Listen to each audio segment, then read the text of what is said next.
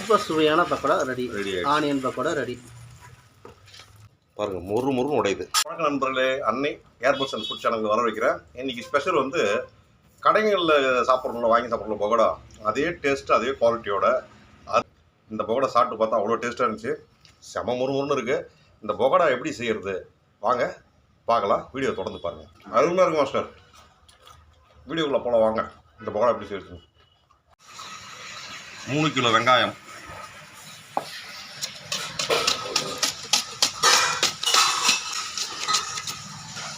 இது சீவலில் சீவனா நல்லா இருக்குமா, கத்தியில் வெட்டி போடலாம் பக்கோடா போடுறது. ஆனால் கத்தியில் வெட்டலாம் இல்லையா, இந்த கணம் போது கத்தியில் வெட்டலாம். பாருங்க கணம் எவ்வளோ இருக்கு, கத்தியில் விட வெட்டிக்கலாம். இது சீவல் வந்து இவங்க ப்ரொஃபஷனலாக வந்து pakoda daily 3 kilo 4 kilo 5 kilo கடைக்கு போடுவாங்க. சீசனில் 10 கிலோட போடுவாங்க. Professional master. இவ்வளோ கணன்றது நம்ம கத்தியில் விட வெட்டிக்கலாம், ஒன்றும் பிரச்சனை இல்லை. 3 கிலோ வெங்காயம், தேவையான அளவு, 2 கைப்பிடி உப்பு, 2 கைப்பிடி சோம்பு, சோம்பு 1 கைப்பிடி. கைப்பிடினா ஒரு 50 கிராம் வரும். இல்லை கை கணக்கு தான். மசால், கறி மசால், கறி மசால் 1 பாக்கெட்டா? 50 கிராம் பாக்கெட். 50 கிராம் பாக்கெட் ஒன்று கறி மசாலா. கறி மசாலான்னு என்ன, கரம் மசாலாவா? இல்லைண்ணா, கரம் மசாலா வேறு, கறி மசால் வேறு. இஞ்சி பூண்டு பச்சை மிளகாய் எவ்வளோ வரும்? ஒரு பாக்ஸ் வருது கணக்கு. எவ்வளோ வரும்? பாதி போடலாம். இவ்வளோ போடலாம்.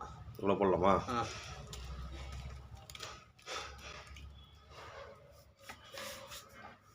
இஞ்சி பூண்டு பச்சை மிளகா 2 சேர்த்து அரைச்சிது. இல்லை கை அளவு தான், வெயிட் போடுறதில்ல, கையில் அப்படியே கணக்கு தான். ஆமாம், கை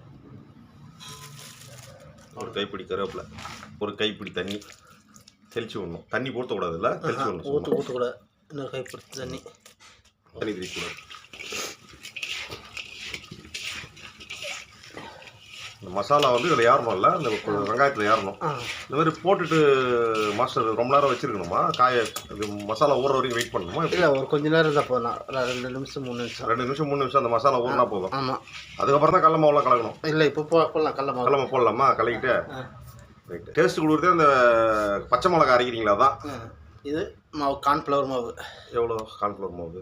இது ஒரு 250 கிராம், 4 கிலோ வரும். 3 கிலோ 4 கிலோ 4 கிலோ கார்ன்ஃப்ளவர். கார்ன்ஃப்ளவர்னால் கார்ன்ஃப்ளவர் போடலாம். அப்படி இல்லை அரிசி மாவுனா அரிசி மாவும் போட்டுக்கலாம். போடு. மொத்தமே 4 கிலோ தான் வரும். கடல மாவு ஒரு 1 கிலோ அளவுக்கு இருக்கும். கடலை மாவு 1 கிலோ அளவு கடல மாவு நல்லா பேசணும். சும்மா களி விட்டா போதும். வெயிட் பண்ணுமா? அதை இல்லை, அவ்வளோ ஆயில் சூடு எடுத்துனா விடலாம். அவ்வளோதான். இவ்வளோதான் பக்கோடாவா? கடையில் செய்கிற பக்கோடா சிம்பிளாக இருக்குது, சூப்பராக வீட்டிலே செய்யலாம் போல இருக்குது. 1 கிலோவில் பாதி 1.5 கிலோ இறக்கலாம். 1.5 கிலோ. எத்தனை kilo oil? 10 kilo oil. 10 kilo oil ஊற்றிக்கிறீங்க. 2ஆக டிவைட் பண்ணணும். ஆமாம், 2ஆக டிவைட் பண்ணி லேசாக தண்ணி ஊற்றி தெளிச்சிக்கணும். தண்ணி லைட்டாக தெளிக்கணும். தண்ணி ஊற்றிடக்கூடாது. ஆமாம், ஊற்றிடக்கூடாது. தெளிக்கணும். லேசாக தெளிக்கணும். ஆமாம், தூவி விடணும். ஆமாம், பூ மாதிரி தூவி விடணும். தூவி விடணும். ஈரமே ஆகக்கூடாது, சும்மா லைட்டாக பட்டும் படாமல். ஆமாம், இந்த அளவுக்கு இருந்தால் போதும். அதாவது பட்டும் படாமல் ரொம்ப தண்ணி போட்டில் கரைக்கவே கூடாது. ஆமாம், போண்டா போடுறப்பெல்லாம் பண்ணக்கூடாது. தெளிச்சு விட்டு அப்போ நீங்கள் இப்போ ப்ரொஃபஷனலாக போடுறதால 2ஆக பிரித்து ஆமாம் தண்ணி தெளித்து கொஞ்சம் தனியாக வச்சுக்கிறீங்க. அப்போ மறுபடியும் அடுத்த வீடு போடும்போது தண்ணி தெளிச்சு அதையும் தண்ணி தெளிச்சு எடுத்து அதான் பிரித்து வச்சுருக்கீங்க. வீட்டில் ஒரே வாட்டி போடுறவங்க ஒரு வாட்டி போட்டு 1/2 கிலோ போடுறவங்க 1 கிலோ போடுறவங்க சாரம் போட்டுக்கலாம். Right master. நான் எதுவும் பண்ணிடணும்னா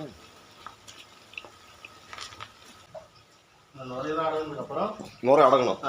அடங்குச்சுன்னா பக்கடா மேலே வெளியே தெரியும் போது ஜாதி போட்டு லேசாக திருப்பி விடலாம். லைட்டாக சும்மா போட்ட உடனே ஜாலி போட்டு திருப்பவே கூடாது. நுரை அடங்கணும். ஆமாம், இல்லைன்னா பக்கடா தூள் ஆகிடும். சரி ரைட். ஸ்லோ மீடியமான சூடு இருக்கணும். ரொம்ப திகிதின்னு வைக்கக்கூடாது. மீடியம் சூடில் மிதமான சூடு இருக்கணும். என்ன அதாவது தண்ணி போட்டால் புஷ்ஷுன்னு கூடாது. சொட சத்தா வர ஸ்டேஜில் பகடா போட்டோம்னா அந்த நுரை வரும். அப்படி பொங்கி வரும். பொங்கி வரும்போது பண்ணலாம். எண்ணெய் அளவுக்கு ஏற்ற மாதிரி பொருள் உள்ளே போடணும். இப்போ 10 கிலோ 1.5 கிலோ போடலாம்னா இப்போ 1/2 கிலோ செய்கிறவங்களாம் அந்த எண்ணெய் அளவு வச்சுக்கணும். அப்போ தான் சரியாக பொரிஞ்சு வரும். இல்லை அந்த பக்குவம் வராது, அந்த டேஸ்ட் வராது. ஒரு மாதிரி உடஞ்சி திரிஞ்சு அது மாதிரி வரும். கொஞ்சமாக மிதக்கி மேலே வருது. எவ்வளோக்கு எவ்வளோ ஸ்லோவாக குக் ஆகுதோ அந்த அளவுக்கு. எப்படி சொன்னீங்க மாஸ்டர்? அப்போ தான் உள்ளெல்லாம் நல்லா வேகும். அப்படி இல்லைன்னா உள்ளே வந்து மாவாக இருக்கும், மேலே மட்டும் வந்துடும். உள்ளே பார்த்தா இந்த மசால் போட்ட மாதிரி இருக்கும். உள்ள மாவாக இருக்கும். மாவு அப்படியே இருக்கும், பச்சை மாவு இருக்கும். மாவு அப்படியே இருக்கும். அதான் ப்ரொஃபஷனலாக வந்து செய்கிறோம். கடையில் இருக்கிற டேஸ்ட் வேணும்னா பொறுமையாக எண்ணெய் வந்து ஸ்லோ தீயில் வச்சு எண்ணெய் மிதமான சூடு இருக்கும் போதே போட்டு எண்ணெயோடு சேர்த்து வேக வச்சு மிதக்கும் போது திருப்பி விடணும். அப்போ தான் கடை டேஸ்ட் வரும். ஆமாம், இல்லை 10 நிமிஷம் வந்துருக்கும் போல இது ஸ்லோவாக வந்துருக்கும். எண்ணெய் வந்து ரொம்ப ஹீட்டான வந்து ரொம்ப சீக்கிரம் வெந்து போயிடும். உள்ள மாவா இருக்கும்.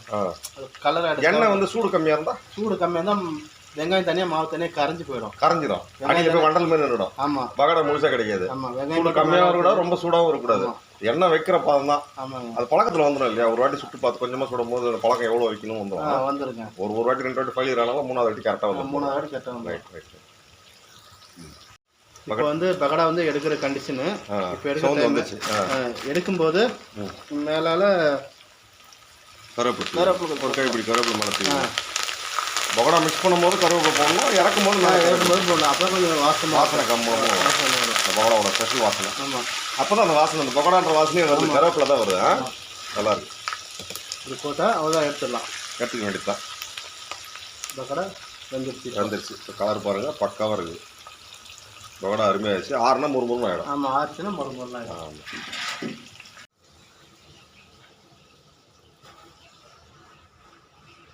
சாப்பிட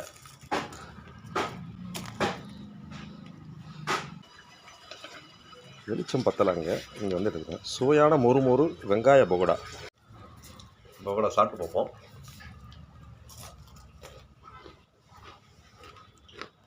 சத்தம் கேட்குங்களா? மொறு இருக்குது. செம்ம டேஸ்ட்டு. சூப்பராக இருக்குது பகோடா.